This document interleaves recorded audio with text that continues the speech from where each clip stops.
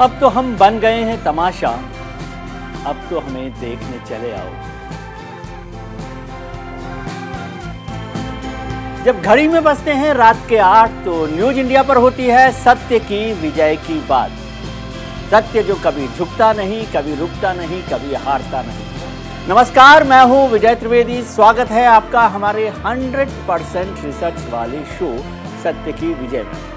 हमारा मकसद आपको रिसर्च के माध्यम से खबर का हर पहलू दिखाना है, जिससे आप अपने स्तर पर खबर का पूरा विश्लेषण कर सकें। क्योंकि खबर के एक पक्ष को देखना बिल्कुल वैसा ही है जैसे सत्ता के लालच में सियासी गठबंधन कर लेना।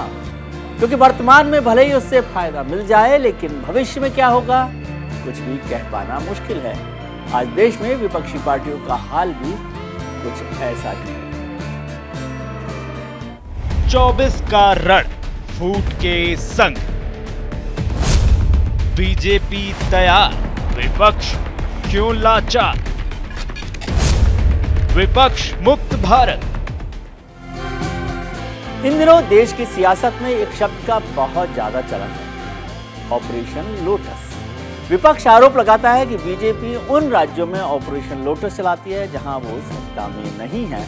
वैसे देश में ऑपरेशन लोटस सबसे पहले साल 2000 में चर्चा में आया था, जब बीजेपी ने कर्नाटक में धर्म सिंह की सरकार को गिराने की कोशिश की थी। तब विपक्ष ने ही इसे ऑपरेशन लोटस का नाम दिया था। इसके बाद साल 2008 में इस ऑपरेशन के तहत बीजेपी ने कर्नाटक में सरकार बना ली। कहा जाता है कि यहाँ से ऑपरेशन लोटस की शुरुआत हुई। बीजेपी के इस ऑपरेशन लोटस का वो चैप्टर है जिसमें पर्दे के पीछे से काम किया जाता है, ऐसा आरोप लगता है। किसी राज्य में सरकार बनाने के लिए बीजेपी इस ऑपरेशन के तहत दो तरह के प्लान पर काम करती है। पहला, विपक्ष पार्टी के नाराज गुट को अपने पाले में करके सरकार बनाने की कोशिश, और दूसरा, छोटे छोटे दल और निर्दलियों को अपनी ओर करके सरकार बना लेना। पिछले कुछ साल में देश के कई राज्यों में बीजेपी का ये प्लान काफी हद तक कामयाब रहा है। आइए सबसे पहले जान लेते हैं कि आखिर कहां कहां बीजेपी का ऑपरेशन लोटस कामयाब रहा।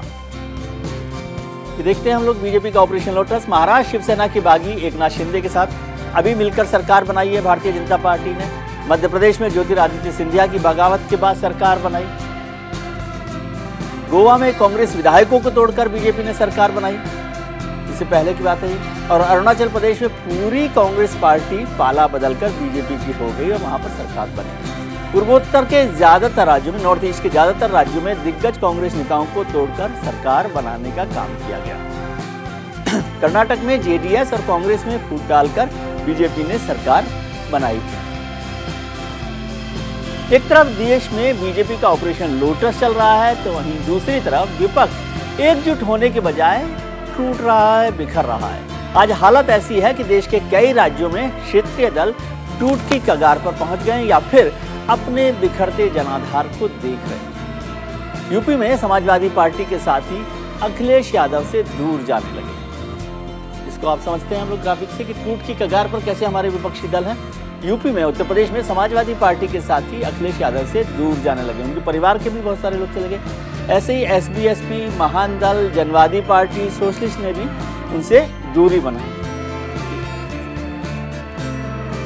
बीएसपी गठबंधन के प्रयोग में कई बार फेल हो गई है और उसका भी इस तरह से कमजोर होता दिखाई दे रहा है। बिहार में जेडीयू और आरजेडी में उथल पुथल जारी है, वो आपको दिखाई दे रही है आजकल। कर्नाटक में कांग्रेस और जेडीएस में सियासी लड़ाई जारी है। महाराष्ट्र में शिवसेना के अंदर बगावत के बाद बढ़ी और टूट बढ़ गई और वहां पर सरकार बन गई दूसरी। तमिलनाडु में एआईएडीएमके के दो फाड़ हो गए। अभी आपने खबर देखी होगी कि किस तरह से वहां पर हो रहा है। जम्मू कश्मीर में नेशनल कॉन्फ्रेंस, पीडीपी और कांग्रेस में भी खींचतान जारी रहती है। राजस्थान में कांग्रेस पार्टी करीब करीब दो हिस्सों में बटी हुई नजर आ रही है। आज देश में भारतीय जनता पार्टी सबसे ताकतवर दिखती है। विपक्ष खुद को कमजोर दिखाने की कोशिश करता है। यही वजह है कि जिन मुद्दों को संसद में उठाना चाहिए उन्हें सड़कों पर उठाया जा रहा है, और जिन मुद्दों को लेकर सड़कों पर उतरना चाहिए उन मुद्दों को संसद में उठाया जा रहा है। लेकिन सही मायने में देखा जाए तो संसद में विपक्ष जितना कमजोर दिखता है उतना हकीकत में नहीं है। ये बात बहुत समझने की है। ऐसे एक इमेज बन रही है कि विपक्ष बहुत कमज़ोर हो गया, लेकिन यदि पार्लियामेंट को देखें, संसद को देखें और विधानसभाओं को देखें तो उसमें ऐसी स्थिति नहीं है। बीजेपी मजबूत है या कमज़ोर है, विपक्ष इसको देखते हैं। 2019 में बीजेपी को 303 लोकसभा सीटों पर जीत मिली। 2019 में बीजेपी को कुल वोटिंग का 41% वोट मिला है। इस वक्त एनडीए के पास लोकसभा में 332 सांसद है, 545 में से 332 सांसद हैं। यूपीए के पास इस वक्त 109 सांसद हैं लोकसभा में, और अन्य दलों के पास इस वक्त 101 सांसद हैं। मतलब 210 सांसद जो है करीब करीब उनके पास है विपक्ष, नॉन एनडीए के पास। राज्यसभा में 245 में से इस वक्त 237 सांसद हैं, इसमें एनडीए के पास 102 सांसद हैं। यानी एनडीए के बजाय नॉन एनडीए के पास या विपक्ष के पास 135 सांसद हैं। तो लोकसभा और राज्यसभा दोनों में आपने देख लिया कि किस तरह से स्थिति है, और विपक्ष इतना कमजोर नहीं है जैसा लग रहा है। अब राष्ट्रपति चुनाव को ही देख लीजिए, वहां भी विपक्ष एक साथ नहीं है। यदि देखा जाए, यदि वोटर्स को देखा जाए या इलेक्टोरेट को देखें, तो लगता है कि 51% वोट जो है विपक्ष के पास थे, और उनके पास सत्ता पक्ष के पास 51 की बजाय 49% है एनडीए के पास, जो उनके पास होते हैं, जो जीत के लिए काफ़ी नहीं है। लेकिन फिर भी एनडीए मजबूत स्थिति में है। ऐसा क्यों है? क्योंकि आप ये विपक्ष के राष्ट्रपति पद के उम्मीदवार यशवंत सिन्हा से सुनिए एक बार। सर, यदि वोट बैंक के लिए आपने कहा कि कुछ पार्टियां हैं जो इधर हैं या उस साइड हैं जो आपके साथ आ सकती हैं, जैसे अंतरात्मा की आवाज़ या कॉन्शियस वोट की बात की, लेकिन अभी जो दिख रहा है आज का राजनीतिक माहौल है, उसमें जो हम लोग समझ रहे थे, हम लोग मतलब जो देश समझ रहा था कि खासतौर से जो एनडीए के साथ पार्टी नहीं है, मैं उसको किसी यूपीए कांग्रेस के साथ नहीं कह रहा, जो पार्टीज एनडीए के साथ नहीं है वो आपके साथ आ सकती है। क्योंकि यदि उस वोट को देखूं मैं, तो वो 48 वर्सेस 52 या 49 वर्सेस 51 था। तो मतलब वैसे देखा जाए तो ये लड़ाई इतनी मुश्किल लड़ाई नहीं थी। लेकिन अभी पहले कदम पर क्या हुआ कि जो लोग इस साइड खड़े थे वो कूदकर उधर चले गए। काफी लोग, कोई इधर खड़ा नहीं था। जो कूदकर, जिसकी आप बात कर रहे हैं, कूदकर उधर चले गए, वो उधर ही थे। उनके खिलाफ तो खड़े थे, दिखाई दे रहे थे। नहीं, बिल्कुल नहीं खड़े थे, बिल्कुल ही नहीं खड़े थे। वो उधर ही थे, और उधर इसलिए थे कि ईडी फीडी उधर है। आप भी जानते हैं, मैं भी जानता हूँ। तो अब जो अक्यूज नंबर 1, अक्यूज नंबर 2, अगर कोई बाप बेटा है तो वो जाएगा सरकार के खिलाफ। मुझे तो कोई आश्चर्य नहीं हुआ, पता नहीं आप लोगों को क्यों आश्चर्य हो रहा है। तो अभी आपको लग रहा है कि जो लोग आज की तारीख में आपके साथ खड़े दिखाई दे रहे हैं, मतलब यूपीए के साथ दिखाई दे रहे हैं, जिन्होंने साइन किए हैं, अब कोई बड़ा राजनीतिक बदलाव नहीं होगा? आपकी उम्मीद यह है कि उधर से कुछ लोग इधर आ जाएं यशवंत सिन्हा के नहीं, मैं मैं जो संविधान का प्रावधान है उसी पर जा रहा हूँ। संविधान का प्रावधान है कोई विप नहीं होगा और सीक्रेट बैलेट होगा। आज इसी मसले पर चर्चा करने के लिए हमारे साथ होंगे कांग्रेस के राष्ट्रीय प्रवक्ता अभय दुबे जी, साथ ही वरिष्ठ पत्रकार और मेरे मित्र अभय दुबे जी। दोनों ही अभय हैं और दोनों ही बहुत विद्वान लोग हैं। और रात 8:30 बजे जुड़ेंगे हमारे साथ भारतीय जनता पार्टी के सांसद डॉक्टर अशोक वाजपेयी। हम अपने मेहमानों के पास जाएं, उससे पहले बात आज के पोल के सवाल की। आज के पोल का हमारा सवाल है कि क्या देश की राजनीति में विपक्षी पार्टियों का प्रभाव कम हो गया है? आप हमें अपनी राय ट्विटर पर दे सकते हैं, हाँ या ना में। हमारा ट्विटर हैंडल है @newsindia247। हम आपको शो के आखिर में इसका नतीजा दिखाएंगे। आप ट्वीट करके भी हमें अपनी राय भेज सकते हैं।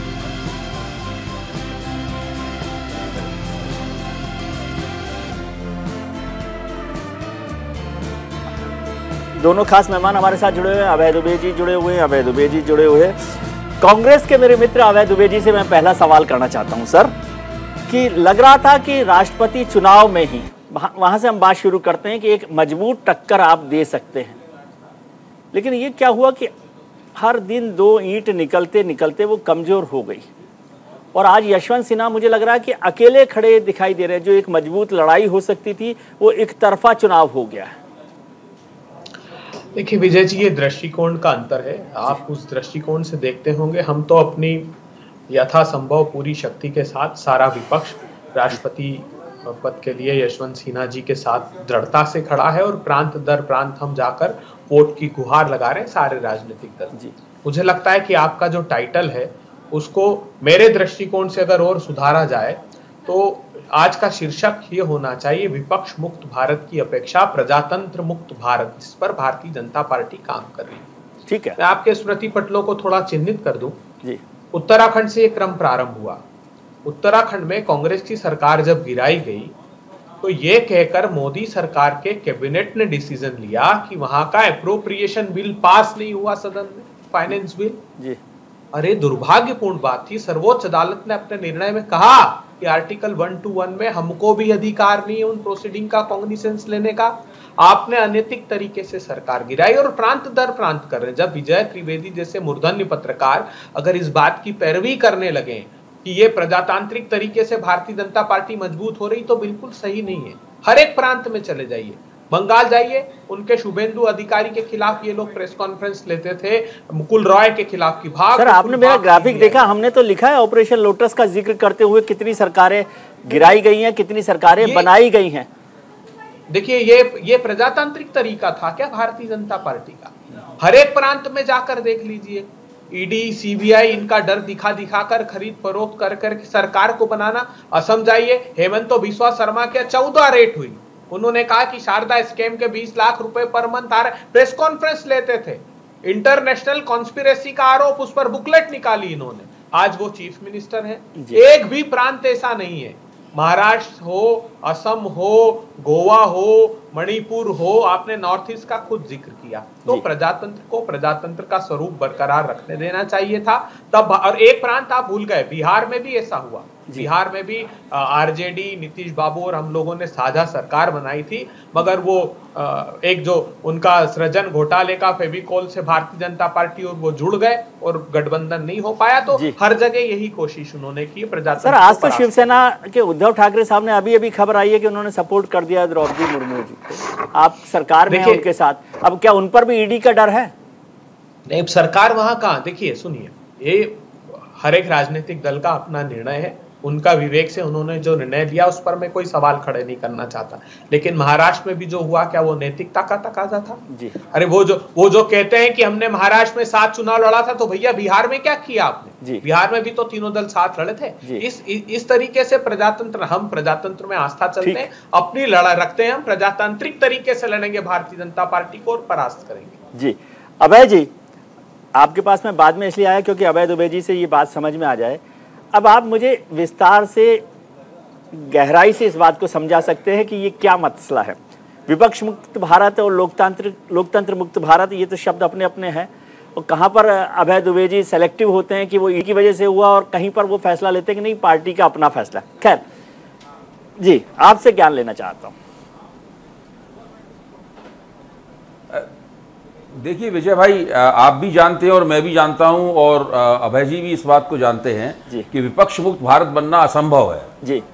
और उस वक्त भी असंभव था जब कांग्रेस का इस देश के चप्पे चप्पे पे हुकूमत थी। ऐसा कोई देश में पॉलिटिकल स्पेस नहीं था जहां पे कांग्रेस की हुकूमत आजादी के बाद ना हो जी। और कांग्रेस के नेतृत्व की साख इतनी ज्यादा ऊंची थी, जो आज का भाजपा का नेतृत्व उसकी कल्पना भी नहीं कर सकता है कि इतनी ऊंची साख भी हो सकती थी। कांग्रेस जो कहती थी वही राजनीति थी, कांग्रेस जो कार्यक्रम पेश करती थी वही राष्ट्रवाद था। और कोई भी परिस्थिति हो, कांग्रेस अच्छा शासन करे, खराब शासन करे, कांग्रेस ही बार बार जीतती थी। 1962 में चीन के खिलाफ भारतीय फौजों की पराजय के बावजूद भी कांग्रेस का ये जो राजनीतिक वर्चस्व था वो नहीं घटा था।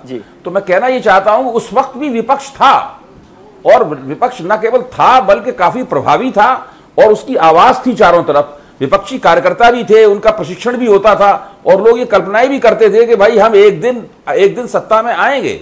सर तो हमारा मकसद ये था, उस वक्त भी नहीं था बिल्कुल। और नहीं, हमने जो टाइटल दिया, जो प्रभुत्व है अभय जी, हमने जो कहा विपक्ष मुक्त भारत, ये कह रहे हैं हम कि भाई ये इंप्रेशन, आपके टाइटल से मैं सहमत हूं बिल्कुल। आपने विश्लेषण किया, मैं इसलिए विश्लेषण किया कि राज्यसभा लोकसभा में भी आप मजबूत हैं, 3000 विधायक आपके हैं। सहमत हूं। आपने कहा कि आपका प्रोग्राम 100% रिसर्च प्रोग्राम है, उसी का लाभ उठाते हुए मैं ये बात कह रहा हूं जी।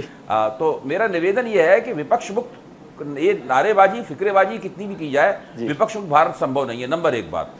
दूसरी बात मैं ये कहना चाहता हूं कि विपक्ष जो कमजोर लगता है जी, भाई आपने आंकड़ों में दिखाया कि इतना कमजोर है नहीं जी, लेकिन कमजोर क्यों लगता है? कमजोर इसलिए लगता है कि वो भारतीय जनता पार्टी की गलतियों का राजनीतिक लाभ नहीं उठा पाता जी।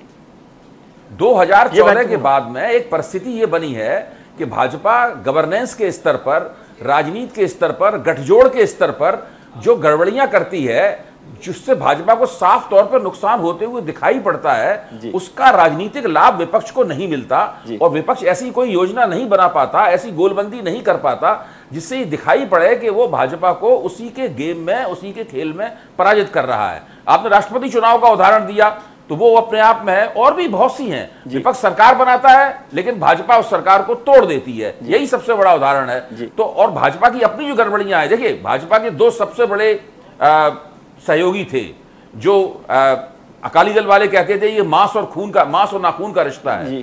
सबसे बड़ा सहयोगी थी शिवसेना, जो कि विचारधारात्मक सहयोगी थी, और 30 साल तक दोनों का शासन रहा। भाजपा का उनसे भी नाता टूट गया, उसके बावजूद भी विपक्ष जो है वो एनडीए की जो कमजोरी थी, एनडीए की पॉलिटिक्स का, उसका लाभ नहीं उठा पाया।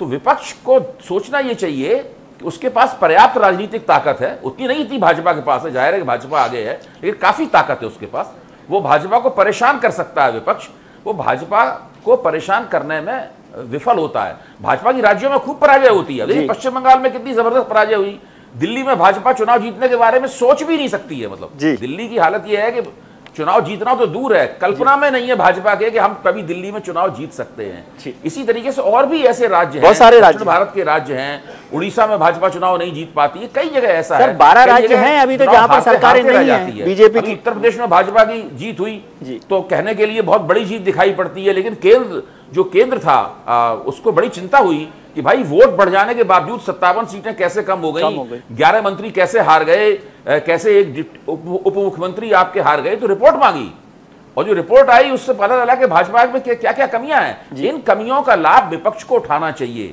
वो नहीं उठा पाता है, इसलिए विपक्ष कमजोर दिखता है। जी अभय दुबे जी, आप अभय जी की टिप्पणी से सहमत हैं? देखिए, एक हिस्से से मैं सहमत हूं कि ये जो अधिनायकवाद का मुखौटा लगाया गया है तथाकथित, वैसा है नहीं। भारतीय जनता पार्टी के प्रधानमंत्री बनने के बाद वो मध्य प्रदेश भाजपा हारी, छत्तीसगढ़ हारी, राजस्थान हारी, गुजरात में हार की कगार पर आ गए, वेस्ट बंगाल हारी, आपका पुदुचेरी हारी, केरला में कहा था हमारे बगैर सरकार नहीं बनेगी, वहां पर हारी, तमिलनाडु हारी, आंध्रा हारी, बहुत सारे प्रांत। सर ये फैक्ट्स तो सब लोग जानते हैं। अभय जी जो कह रहे हैं कि क्या आप उसका फायदा उठा पा रहे हैं, नहीं उठा पा रहे, ये विफलता है, इस पर हम चर्चा कर रहे हैं। देखिए सुनिए, दो बातें भारत की जनता के मानस पटल पर भारतीय जनता पार्टी ने गलत तरीके से की। एक संदेश ये दिया कि ये सरकार बना लेंगे तो भी हम खरीद फरोख्त करके तोड़ लेंगे जी। दूसरा, ऐसा नहीं है, आप जितने इंडिकेटर्स उठाकर देख लीजिए, डिलीवरेबल्स नहीं है इनके पास। तो क्या किया इन्होंने जिसका नुकसान कांग्रेस पार्टी को है? मैं प्रामाणिक रूप से देश के सबसे मूर्धन्य पत्रकार में मानता हूं कि विजय जी देश के ऐसे सबसे मूर्धन्य पत्रकार हैं जिनका बहुत बड़ा अध्ययन है और बहुत रिसर्च के साथ। आप ऐसा नहीं है आपके शो में, जहां भी मैंने देखा है सर्वाधिक रिसर्च करके बात करने वाले कोई पत्रकार है तो मैं विजय त्रिवेदी को मानता हूं। तो भारतीय जनता पार्टी ने भारत की जनता के दिमाग में ये बात बैठाई कि कांग्रेस पार्टी न सिर्फ मुस्लिम परस्त है, वो घोर हिंदू विरोधी राजनीतिक दल है और हर बात पर प्रतिदिन वो यही कोशिश करते हैं कि ये बेमनस्सी का जहर जनता के दिमाग में घोला जाए। नहीं तो मुझे ये बताइए, 12 करोड़ लोग जिस देश में नौकरी खो दें, 84 करोड़ लोगों की आमदनी कम हो जाए, जिस देश की हालत ये हो कि 27 रुपए प्रतिदिन किसान कमाए, पूंजीपति 1002 करोड़ रुपए कमाए, इस पेंडेमिक के पहले 8 क्वार्टर तक लगातार जिसकी ग्रोथ रेट घट रही हो, आरबीआई की मिंट स्ट्रीट मेमो की रिपोर्ट कहती कि नोटबंदी और गलत जीएसटी से भारत का एमएसएमई तबाह हो गया, जिसका 48% मैन्युफैक्चरिंग आउटपुट था, 45% एक्सपोर्ट में कंट्रीब्यूशन था। अभय जी, आपकी बात से कोई ना इत्तेफाकी नहीं रखता। सवाल तो हम केवल ये कर रहे हैं कि इस सबको जो आपको याद है, आप इतने बड़े प्रवक्ता है, पार्टी के प्रवक्ता है, विद्वान लोगों में से हैं, इसका जो फायदा है, मतलब फायदा का मतलब कि सरकार को परेशान करना ही समझ लें, क्या उसमें कामयाब हुई है सरकार? आप ही से पूछ रहा हूँ जी। देखिए विजय जी, एक मैं गंभीर सवाल देश के सामने आज आपके चैनल के माध्यम से रख रहा हूं। कांग्रेस पार्टी के लिए बहुत आसान था कि भारत के बहुलतावाद के साथ, विभिन्न भाषा, भूषा, भेषज, संस्कृति, संस्कारों के देश के साथ समझौता करके सिर्फ बहुसंख्यकवाद पर हम चले जाते जी। लेकिन हमने अंतिम समय तक, राहुल गांधी जी ने कहा मैं सत्य के साथ रहूंगा और देश के इस स्वभाव के साथ रहूंगा। तो हम इस वैमनस्य के खिलाफ जिस दिन लड़ाई जीत गए, उस दिन प्रत्येक प्रांत में और देश में सरकार कांग्रेस पार्टी की बनेगी। आप याद रखिएगा इस शो को। सिर्फ एकमात्र लड़ाई हम लड़ रहे हैं, वो इन लोगों को इस प्रकार से एक्सपोज करने की है कि भारत के संसाधनों की लूट कर रहे हैं और देश के दिमाग में ये एक जहर घोला जा रहा है कि कांग्रेस पार्टी हिंदू विरोधी और मुस्लिम परस्त राजनीतिक दल है। हमको यही भ्रम सिर्फ जनता के सामने तोड़ना है, अदरवाइज कोई कमी नहीं है। लोग स्वीकारने को तत्काल तैयार हैं, तत्पर हैं। गवर्नेंस हमारा उनसे अच्छा हमेशा से रहा है, ये भी जनता को पता है। अभय जी, आपके पास आना चाहता हूं। अभय दुबे जी ने बहुत अच्छे से बात को रखा है। वो मजबूत बात कर रहे हैं, पार्टी की बात कर रहे हैं, अपने सरकार के प्रशासन की बात कर रहे हैं। फिर मसला क्या है, क्या गड़बड़ है? सारे लोग मेरे जैसे ही मूर्ख हैं कि किसी को समझ नहीं आ रहा कि इतनी बढ़िया पार्टी कांग्रेस की सरकार चलाने वाली है। अगर हम देखना चाहें तो बिल्कुल साफ देख सकते हैं जी। आप उत्तर प्रदेश के पिछले विधानसभा चुनाव को देखिए जी विजय भाई, उत्तर प्रदेश के विधानसभा चुनाव को देखिए। मेरी संस्था CSDS, उसकी संस्था लोकनीति है, उसका आप डेटा देखिए। वो डेटा साफ तौर पे कहता है कि उत्तर प्रदेश में 39% एंटी इनकम्बेंसी थी जी, 39% एंटी इनकम्बेंसी थी। इस एंटी इनकम्बेंसी को केवल बढ़ाकर, और जो प्रो इनकम्बेंसी थी वो इससे केवल 5% ज्यादा थी जी। तो आप सोचिए, एक ऐसे प्रदेश में जहां भाजपा 39% एंटी इनकम्बेंसी का 5 साल के शासन के बाद सामना कर रही थी, वहां पर जो विपक्ष था, मैं कांग्रेस तो उत्तर प्रदेश में प्रभावी नहीं है, लेकिन समाजवादी पार्टी, बहुजन समाज पार्टी वगैरह है, जो विपक्ष था, ये उसकी जिम्मेदारी थी कि वो उसको 39% को बढ़ाकर 50-55% पे ले जाता जी। लेकिन वो ऐसा नहीं कर पाया। जो भाजपा की अपनी रिपोर्ट ये कहती है कि जो फेंस सिटर वोटर था, यानी जिसकी पार्टी निष्ठा, हाँ बिल्कुल, उसकी पार्टी निष्ठाएं स्पष्ट नहीं थी, उसने आखिर में तय किया कि उसे भाजपा को वोट दे देना है जी, और उससे भाजपा ये चुनाव जीत गई। जो हारा हुआ चुनाव भाजपा जीत गई। सर कुछ गुरु मंत्र बताइए। जो फेंस सिटर वोटर था, जो बीच में खड़ा हुआ था, ठीक है, जो किसी के पक्ष में नहीं था, जो एन मौके पे फैसला करता है जी। मैं कह रहा हूँ कुछ गुरु मंत्र बताइए ना विपक्ष को कि क्या कर सकते हैं आप। अभय जी सारी बात समझते हैं कि भाई क्या क्या हो रहा है, क्या क्या नहीं हो रहा, आप उसको समझा रहे हैं, तो कुछ गुरु मंत्र बता दीजिए ना कि विपक्ष के जो है एनकैश कैसे कर सके ये 39% एंटी इनकम्बेंसी को के बाद भी। क्या नतीजा रहा, उस पर मैं चर्चा नहीं करना चाहता। देखिए, मुझे जो बात लगती है वो थोड़ी सी नाखुशगवार है जी विजय भाई। मुझे जो बात लगती है थोड़ी सी नाखुशगवार है, लेकिन मैं नाराजगी का खतरा उठा के ये बात कहना चाहता हूं कि जो गैर भाजपा पार्टियां हैं वो कभी ना कभी काफी लंबे समय तक सत्ता में रही हैं। कांग्रेस ही सत्ता में नहीं रही है जी, केवल कांग्रेस ही सत्ता में नहीं रही है, बल्कि तमाम जो गैर भाजपा पार्टियां हैं, उत्तर प्रदेश की हैं, बिहार की हैं, दूसरी तमाम जगहों पर सत्ता में रही हैं। तो उनके सत्ता में रहने का जो अनुभव है, वो अनुभव और दूसरी बहुत सी बातें इतनी जमा हो गई हैं कि उसमें भाजपा को उनके खिलाफ प्रचार करने का एक बहुत बड़ा मौका मिल जाता है जी। और उनका अपना एक इतिहास है। जैसे सामाजिक न्याय की पार्टियां हैं, मैं कांग्रेस के बारे में नहीं कह रहा हूं, कांग्रेस की स्थिति और उसका काम दूसरे तरह का है। सामाजिक न्याय की पार्टियां हैं, उनका एक अपना इतिहास है। वो एक खास तरीके से सरकारें चलाते रहे हैं उत्तर प्रदेश में और बिहार में, और ये इन 2 राज्यों से बड़े पैमाने पर लोकसभा में सांसद जाते हैं। यहाँ के चुनावों का सबसे ज्यादा हल्ला होता है, तो वो इससे एक खास तरह की छवि बनती है। तो ये बहुत सारी ऐसी समस्याएं हैं। मैं ये जब 2014 में भाजपा पहली बार दिल्ली में पूर्ण बहुमत के साथ आई थी, तो मुझसे पूछा गया था कि एक इसका कारण बताइए, भाजपा को पूर्ण बहुमत क्यों मिला जी। तो मैंने कहा था सामाजिक न्याय की राजनीति की विफलता, उसके कारण भाजपा को पूर्ण बहुमत मिला, और आज भी मैं इस बात पर कायम हूं। ठीक है, जो पार्टियां अपने आप को पिछड़े वर्ग का समर्थक कहती हैं, दलित वर्ग का समर्थक कहती हैं, जिनको मुसलमानों के वोट भी बड़े पैमाने पे मिलते हैं, उनका जो चुनावी राजनीति में जो उनका पराभव है, उस पराभव के कारण भारतीय जनता पार्टी को पूर्ण बहुमत प्राप्त होता है जी जी। थैंक यू अभय जी। आज के हमारे पोल का सवाल कि क्या देश की राजनीति में विपक्षी पार्टियों का असर कम हो गया, प्रभाव कम हो गया? आप हमें अपनी राय ट्विटर पर दे सकते हैं। हमारा ट्विटर हैंडल है @newsindia247। इसका जवाब हम आपको शो के आखिर में दिखाएंगे। 24 का रण फूट के संग,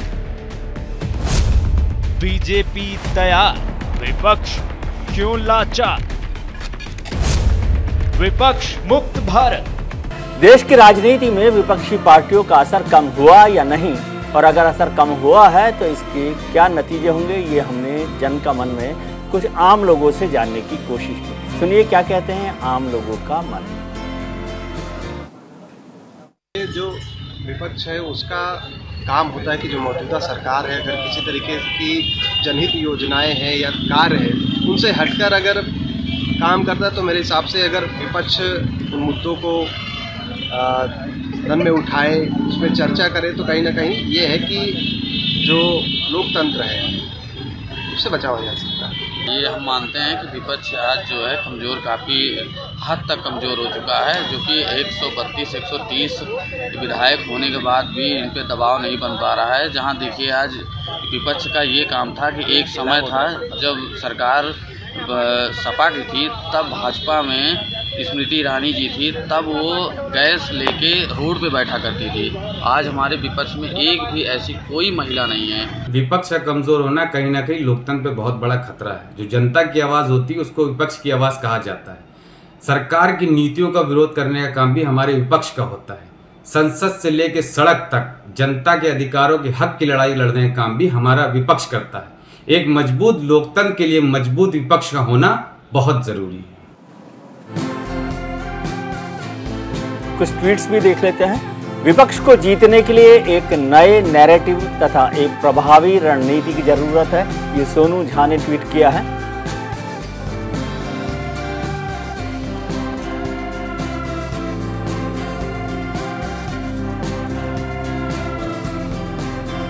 एक उचित रणनीति तथा मजबूत नेतृत्व के साथ कांग्रेस अपने खोए हुए गौरव को फिर से हासिल कर सकती है, ये प्रमोद कुमार ने ट्वीट किया है। बीजेपी आज भले ही सत्ता के शिखर पर हो, लेकिन इस शिखर पर पहुंचने में भारतीय जनता पार्टी ने अपने कुछ ऐसे साथी छोड़ दिए जो उसके उदय के वक्त से साथ थे। आइए आपको दिखाते हैं कि एनडीए के दल कितने दूर हुए, कितने पास रहे। 2014 में बीजेपी ने अकेले 282 सीटें जीती। एनडीए के 11 सहयोगी दलों ने 54 सीटें तब जीती थी। 2014 से 2019 के बीच में कई पार्टियां एनडीए में आईं।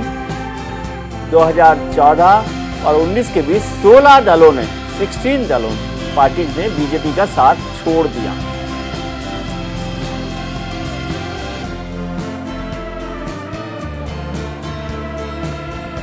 दो 2019 से चुनाव से पहले 42 छोटी पार्टियां एनडीए में आई। हमारे साथ भारतीय जनता पार्टी के सांसद अशोक वाजपेयी साहब भी जुड़ गए हैं। वाजपेयी जी, आपका बहुत बहुत स्वागत है। अभय जी, छोटी सी बात पहले आप कर लें, क्योंकि जो अभय दुबे जी कह रहे थे और अभी हमारी जनता के मन की बात थी, उसमें भी कमोबेश यही बात कही गई कि विपक्ष को जो अपनी भूमिका निभानी चाहिए वो नहीं निभा रहे एक मजबूत तरीके से। आप कुछ जोड़ें, फिर मैं वाजपेयी जी के पास आता हूं। पहले तो मैं ये जो अभय जी कह रहे थे डेटा की बात जी, तो मैथमेटिक्स के पीछे की जो केमिस्ट्री है उसको भी समझना जरूरी है जी। उत्तर प्रदेश में भारतीय जनता पार्टी को भी अपने सर्वे में इस बात का आभास साफ हो गया था कि वो इस बार चुनाव नहीं जीत रहे जी। तो अप्रत्यक्ष रूप से ये रिपोर्ट मीडिया में प्रकाशित हुई कि बहुजन समाज पार्टी की 122 सीटों पर कुछ अप्रत्यक्ष समझौता हुआ और वहां ऐसे उम्मीदवारों का चयन किया गया कि जो भारतीय जनता पार्टी को और जो राजनीतिक दल जिसकी तरफ इंक्लिनेशन उत्तर प्रदेश की जनता का था उसको नुकसान हो जी। इस बात को भी हमको याद रखना चाहिए कि सबसे पहले उत्तर प्रदेश में लड़की हूं लड़ सकती हूं विपक्ष की एक मजबूत आवाज बनकर प्रियंका गांधी जी उभरी जी। और जो आंदोलन खड़ा किया उसका लाभ समाजवादी पार्टी को मिला, क्योंकि अंततः अभय जी एक बात में अभय जी आपकी बात में एक बात मैं जोड़ना चाहता हूं। मैं समझता हूं कि कांग्रेस जो है विपक्ष की सबसे बड़ी पार्टी है, और जब हम विपक्ष की बात कर रहे हैं तो केवल कांग्रेस पर आरोप नहीं लगा रहे, मैं ओवरऑल विपक्ष की बात कर रहा हूं कि उसमें सब चीजें हैं जो आप कह रहे हैं। समझे, आप इसको पर्सनल कांग्रेस पार्टी पर हमला या आरोप मत समझिए। नहीं, मैं कांग्रेस पार्टी पर नहीं, मैं विपक्ष किसको मानता हूं आज जी। आज विपक्ष में मानता हूं जो किसान हैं जिनकी मंशा के खिलाफ मोदी सरकार 3 काले कानून लाई, जिनको प्रॉमिस किया गया था बरेली की रैली 2016 में प्रधानमंत्री ने कि मैं आय दोगुनी कर दूंगा, और खुद उनकी एनएसएसओ की रिपोर्ट कह रही है, पार्लियामेंट्री स्टैंडिंग कमेटी की रिपोर्ट देख लीजिए कि उनकी आय 27 रुपए प्रतिदिन रह गई है। समर्थन मूल्य पर फसलें नहीं खरीदी जा रही है। आप 100 रुपए पार पेट्रोल डीजल हो गया, 200 रुपए का खाने का तेल दाल हो गए। और किस लिए हुआ ये देखिए, प्रधानमंत्री जी के प्रोमिसेस देखिए। उन्होंने कहा था कि ईडेबल ऑयल, मैं ऑयल सीड्स पर इतना अधिक प्रोडक्शन करूंगा कि हम आत्मनिर्भर हो जाएंगे। आज उसका इंपोर्ट बढ़ गया। क्रूड ऑयल का प्रोडक्शन उनके सरकार के समय कम हो गया। सर वो बात तो हो गई ना, हम बात कर रहे हैं कि आप उसको एनकैश नहीं कर पा रहे। नहीं देखिए, एनकैश तो अंततः जनता के मन में जब तक ये छवि, तो आप जनता के मन का इंतजार कर रहे हैं। डॉक्टर अशोक वाजपेयी, एक फिल्म मैंने देखी थी उसका, मुझे कार्यक्रम में जाना भी है, क्योंकि आपने 8:30 तक का समय दिया था। अगर मुझे अनुमति देंगे तो मैं ठीक है। मैं तो चाहता कि आप रहते तो हमारा ज्ञानवर्धन होता। बहुत बहुत शुक्रिया आप शामिल हुए उसके लिए। डॉक्टर वाजपेयी, आपसे जानना चाहते हैं कि मैंने एक फिल्म देखी थी, उस फिल्म का एक डायलॉग था कि जो मैं कहता हूँ वो तो मैं करता ही हूँ, जो मैं नहीं कहता वो भी जरूर करता हूँ। आजकल भारतीय जनता पार्टी की पॉलिटिक्स के लिए ये कहा जाता है कि जहां आप जीतते हैं वहां तो आप सरकार बनाते ही हैं, जहां नहीं जीतते वहां जरूर सरकार बनाते हैं, और उसमें विपक्ष के घर को आपने तोड़ फोड़ दिया है। इसको आप कैसे देखते हैं? अभी अशोक, ना हमने विपक्ष को तोड़ा जी, ना हमने किसी विपक्षी सरकार को तोड़ने का काम किया जी। सरकार अपने बोझ से टूटती है और विपक्षी दल अपने कर्मों और आचरण से बिखरते हैं जी। और यही रहा है पिछले कई वर्षों में। अगर आप देखें, विपक्ष दिशाहीन होने के कारण निरंतर कमजोर होता चला गया जी। हम चाहते हैं कि देश में एक मजबूत विपक्ष हो। हम नहीं चाहते हैं कि सरकार केवल लेकिन दुर्भाग्य यह है कि हमारे देश में विपक्षी राजनीति केवल निगेटिव पॉलिटिक्स के लिए, सरकार अगर कोई अच्छे काम करे तो उसकी भी आलोचना करनी है, उस सरकार की अच्छी नीतियों की भी आलोचना करनी है। देश हित में, समाज हित में सरकार कोई निर्णय ले तो विपक्ष का मतलब है उसके खिलाफ धरना प्रदर्शन और उसके भी विरोध करना है। और जनता इस चीज को समझती चली जा रही है कि विपक्ष केवल फॉर सेक ऑफ अपोजिशन, उसका और कोई उद्देश्य नहीं है। न देश के लिए कोई अच्छी नीति की बात करते हैं, न अच्छी योजनाओं को लाने की बात, और इस कारण विपक्ष अपने ही, ये कौन कौन सी अच्छी बात, वाजपेयी जी, कौन कौन सी अच्छी बातों का आप जिक्र कर रहे हैं? ये जो खाने के तेल हैं, खाद्य तेल, वो महंगे हो गए, ये अच्छी बात है। पेट्रोल डीजल के दाम बढ़ा दिए आपने, वो अच्छी बात है। किसानों को 1 साल तक आंदोलन के लिए बैठाए रखा, वो अच्छी बात है। आप भी इस बात को जानते हैं कि आज पेट्रोल का दाम बढ़ाना और घटाना अकेले किसी देश के बस की बात नहीं। आज आप देख रहे हैं जिस तरीके से सारी दुनिया में और खास तौर से यूक्रेन और रूस के युद्ध के बाद तेल की जो क्राइसिस सारी दुनिया के सामने आई है, और जिस तरीके से सीएनजी गैस वगैरह की भी क्राइसिस आई है, आज स्थिति यह है कि सभी दुनिया का कोई ऐसा देश नहीं जहां तेलों की कीमतें बेतहाशा न बढ़ी हों। उसके बाद भी भारतवर्ष ने किसी भी प्रकार से अपनी कीमतों को संयमित रखने का प्रयास किया है जी। और इस बात को आप अच्छी तरह से जानते हैं कि इस भारतीय जनता पार्टी की 2014 में सरकार बनने के बाद जो हमने कहा था किसानों की आय बढ़ाने का, हमने किसानों की आय दुगुनी से भी ज्यादा करने का काम किया जी। अशोक जी से थोड़ा सा कनेक्शन की कुछ प्रॉब्लम हुई है, उस पर हम लोग चर्चा करेंगे, लेकिन भारतीय जनता पार्टी जी आगे फसलों का हो कि हमने किस तरीके से किसान को न्यूनतम समर्थन मूल्य के नाम पर उनकी कीमतों को किस तरह से बढ़ाने का काम किया है। लेकिन जिस तरह से हमारे देश का आकार बढ़ा है, जिस तरीके से आबादी बढ़ी है, हमारी आवश्यकताएं भी बढ़ रही हैं और उसके अनुरूप हमको अपने उत्पादन को भी बढ़ाने का प्रयास करना है। और जहां तक अभी दुबे जी कह रहे थे जी,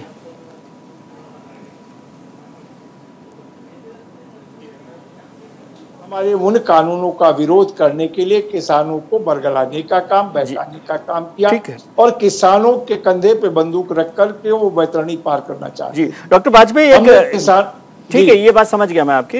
अभी जो बात हो रही थी कि भाई विपक्ष जो है टूट रहा है, एक गीत बहुत पॉपुलर हुआ कि शहर शहर में कमल खिला। अब आजकल आप सब जगह कमल खिला रहे हैं, और मैंने एक बचपन में साइंस में पढ़ा था कि कलम लगाने की एक परंपरा होती है कि पौधों में एक ही पेड़ में अलग अलग कलम लगा के आप अलग अलग पौधे बना सकते हैं। तो वो आपने पॉलिटिक्स में कलम लगाने का काम शुरू किया है कि अपने पौधे में हर राज्य की अलग अलग पार्टी की कलम लगा रहे हैं और अपने कमल खिला रहे हैं।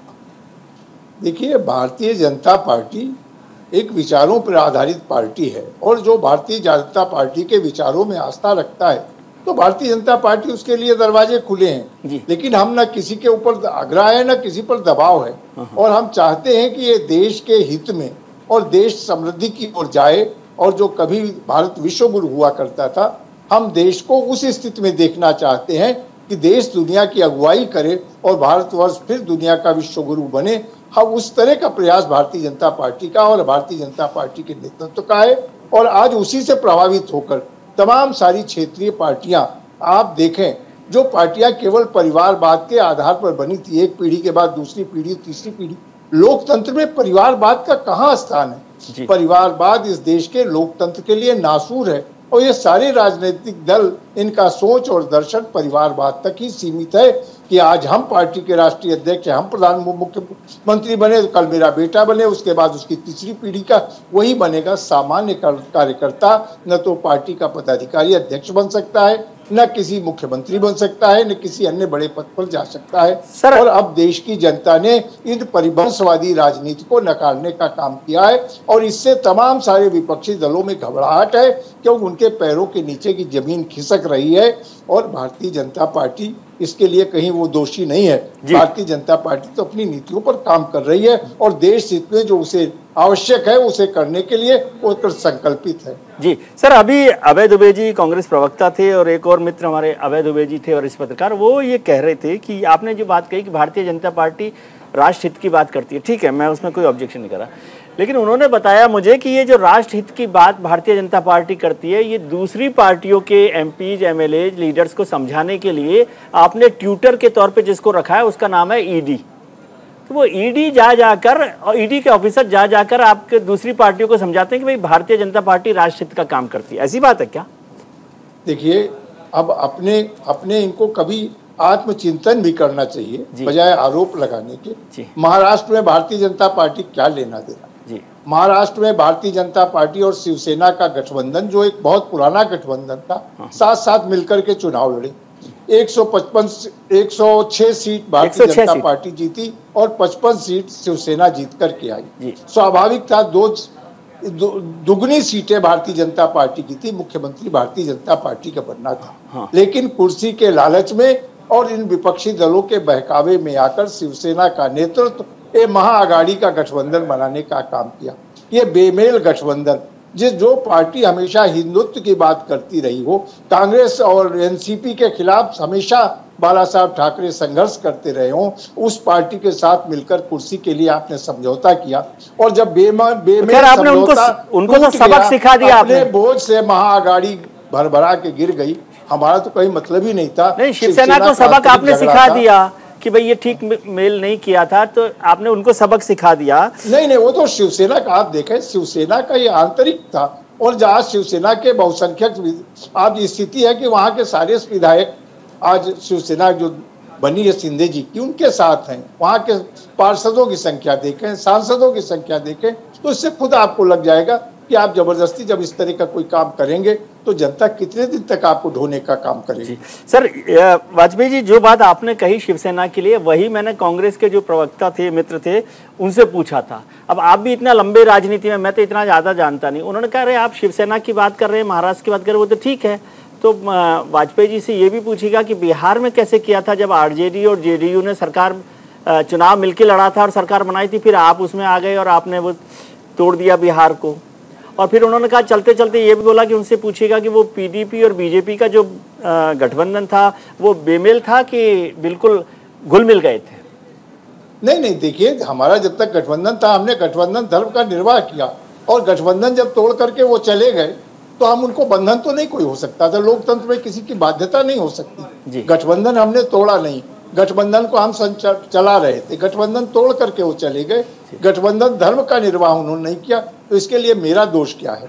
अब हमारी पार्टी वहां मजबूती के साथ लड़ रही है और आने वाले दिनों में आंध्र प्रदेश में भारतीय जनता पार्टी एक मजबूत दल के रूप में सरकार बनाने का काम करेगी। चाहे तेलंगाना हो, चाहे आंध्र प्रदेश हो, सभी जगह पर भारतीय जनता पार्टी की स्वीकार्यता निरंतर बढ़ रही है। और जो आपने कहा टीडीपी का, तो हमने टीडीपी से कभी गठबंधन तोड़ने का काम नहीं किया, उन्होंने गठबंधन तोड़ा। चाहे अकाली दल हो, चाहे शिवसेना हो, चाहे टीडीपी हो, किसी भी अपने सहयोगी दल से, चाहे छोटा दल हो या बड़ा दल, भारतीय जनता पार्टी ने गठबंधन धर्म का पूरी निष्ठा और ईमानदारी से निर्वाह किया है। कभी उसमें उन भीतरघात करने का काम नहीं किया। लेकिन जो लोग हमको छोड़ के गए हैं, ये तो वो उन्हें तय करना था। जी सर, अभी प्रधानमंत्री जी ने कहा था कुछ दिनों पहले कि भाई लोकतंत्र के लिए एक मजबूत विपक्ष की जरूरत है। वो बार बार विपक्ष की बात को, अपोजिशन की वॉइस को पार्लियामेंट में रखने की बात करते हैं, सब बात करते हैं, लेकिन पार्टी जो है मुझे लग रहा है ऐसे कैंपेन में लगी हुई है कि विपक्ष रह ही नहीं जाए। वॉइस तो खत्म बात है, जहाँ पे पहले आपने सरकारें तोड़ने का काम किया, अब पार्टियां जो विपक्षी पार्टियां उनको भी तोड़ रहे हैं। तो ऐसा लग रहा है कि आप चाहते हैं कि ये भारत जो है विपक्ष मुक्त भारत बन जाए। नहीं, देखिए, हमने कहा था कि आज देश को कांग्रेस मुक्त भारत की बात हुई थी, विपक्ष मुक्त की नहीं। हम चाहते हैं कि देखिए, एक सशक्त लोकतंत्र के लिए एक अच्छा विपक्ष की जरूरत होती है। लेकिन विपक्ष केवल, मैंने जैसा कहा, केवल विपक्ष के नाम पर विपक्ष नहीं, विपक्ष एक शैडो गवर्नमेंट होती है जो सरकार के पैरेलल अपनी नीतियों की घोषित करती है कि अगर हमारी सरकार बनेगी, हमारी विचारधारा की सरकार आएगी तो हमारा ये कार्यक्रम होगा। क्या ये देश के तमाम विपक्षी दलों ने कभी अपना कोई कार्यक्रम घोषित किया? कोई कार्य योजना है कि अगर हमारी सरकार, जनता ने हमको बहुमत दिया तो हम ये करने का काम करेंगे, सिवाय चुनाव के लिए सस्ते और लुभावने नारे कि हम बिजली फ्री कर देंगे, हम ये फ्री कर देंगे, हम वो फ्री कर देंगे। इसका नतीजा हुआ कि लोगों में एक तरीके से राजनीति को एक आचरण भ्रष्ट करने का काम किया गया, विभिन्न प्रकार के लालच देकर।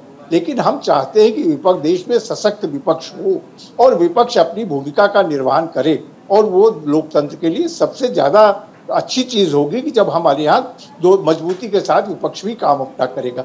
लेकिन विपक्ष कोई नीति नहीं, कोई कार्यक्रम नहीं, वंशवाद के ऊपर विपक्ष आधारित है। जितने विपक्षी दल हैं उनमें केवल घोर वंशवाद के अलावा सर, वंशवाद से संसद और लोकसभा में, संसद में और विधानसभा में वंशवाद क्या करेगा? जब आपकी पार्टी, आपकी सरकार, सर आप राज्य ना प्रभु, आप राज्यसभा में रहे हैं, आपको तो याद होगा वो किसान बिल को कैसे पास करवाया था आपने हंगामे में, नहीं, लेकिन आधी रात को। अब वो वंशवाद की वजह से आपने हरा दिया उनको, विपक्ष को। नहीं, देखिए, हमने बहुमत से पास कराया था, हंगामे में नहीं पास कराया। फिर मैं कहता हूँ, हमने उसे पूर्ण बहुमत से पास कराया था, लोकसभा में भी और राज्यसभा में।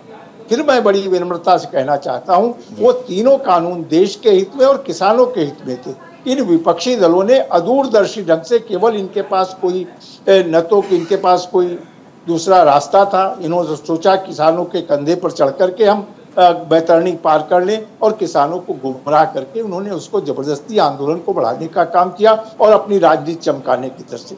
लेकिन जब भी किसान गंभीरता से सोचेंगे, वो तीनों कृषि कानून किसानों के हित में थे और दूरगामी उसके परिणाम किसानों के हित में थे। लेकिन नहीं, सरकार ने उसमें भी कोई, हमने ऐसा हटवादिता नहीं दिखाई। हमने किसानों का मन, वो तो आपने एक साल बाद तुरंत उसको हटा लिया था, वापस कर लिया था। लेकिन मैं एक चीज समझना चाहता हूँ सर, आपका इतना लंबा राजनीतिक अनुभव है, विधायक इतने लंबे समय तक रहे हैं, उत्तर प्रदेश की राजनीति में रहे हैं, आप वाकई मानते हैं कि अभी जो महंगाई हो रही है, पेट्रोल के दाम बढ़ रहे हैं, खाने के दाम बढ़ रहे हैं, अनाज के दाम बढ़ रहे हैं, तेल के दाम बढ़ रहे हैं, ये सब ठीक है, जनता कोई परेशान नहीं है? आप तो बिल्कुल जनता से जुड़े हुए हैं प्रभु। नहीं, मैं जनता से जुड़ा हूँ, जनता के बीच ही रहता हूँ। आज भी जब मेरी आपकी बात हो रही है तो मैं जनता के बीच में ही हूँ। और मैं, अंबेडकर नगर जिला है हमारी पार्टी का, वहाँ पर कोई सांसद और विधायक नहीं, मैं वहाँ पर पार्टी के काम से यहाँ पर हूँ। तो मैं हमेशा जनता के बीच और जनता की नब्ज से जुड़ा रहा हूँ। लेकिन मैं कहता हूँ, जनता देश की समझदार है।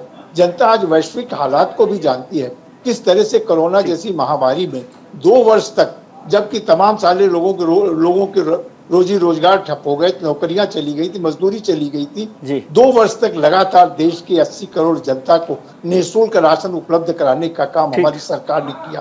कोरोना जैसी महामारी में 200 इतने बड़े पैमाने पे 200 करोड़ इंजेक्शन लगाने का काम, वैक्सीन लगाने का काम, मतलब आप समझ रहे हैं वाजपेयी जी, आप समझ रहे हैं कि जनता खुश है, क्योंकि आप जो है जनता की नब्ज को समझते हैं। मैं पूरी बात मेरी सुन ले, तो मैं जानता हूं कि जनता ये जान रही है, ये बीमारी केवल जो महंगाई है, ये केवल हमारे देश की नहीं है, दुनिया के हमारे जितने एशियाई देश हैं, पड़ोसी देशों को देख ले, वैश्विक देशों को, मतलब खुश नहीं है, लेकिन समझ रही है कि क्या परेशानी है और उसका कारण आप ये कह रहे हैं सर कि खुश नहीं है लेकिन समझ रहे। चलिए, बहुत बहुत शुक्रिया आपका कि आप हमारे कार्यक्रम में शामिल हुए, हमें वक्त दिया। आज हमने शो की शुरुआत में आपसे एक सवाल पूछा था कि क्या देश के राजनीति में विपक्षी पार्टियों का प्रभाव कम हो गया है। इस पर लोगों की राय मिली है, जिसमें 77% लोगों ने हाँ के पक्ष में अपना वोट दिया है, यानी 77% लोग समझते हैं कि विपक्ष का असर कम हो रहा है। 23% लोग इसके पक्ष में नहीं दिखाई देते।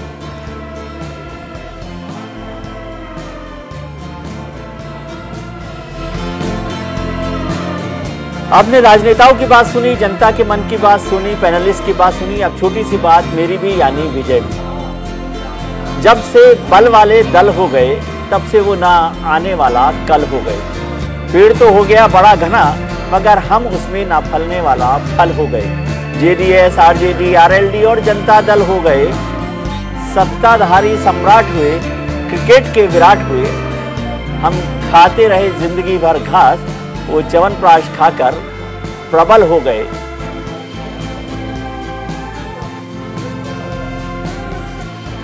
हमने कहा कि हमें भी साथ जोड़ लो, वो हाथ जोड़कर बगल हो गए। जब से बल वाले दल हो गए, तब से वो ना आने वाला कल हो गए। बहुत बहुत शुक्रिया आपका। मैं उम्मीद करता हूं कि आपका आने वाला कल आज से बेहतर हो। आप अपना ख्याल रखिए और उनका ख्याल रखिए जो आपका ख्याल रखते हैं। शुभ रात्रि, नमस्कार, शब्बा खैर।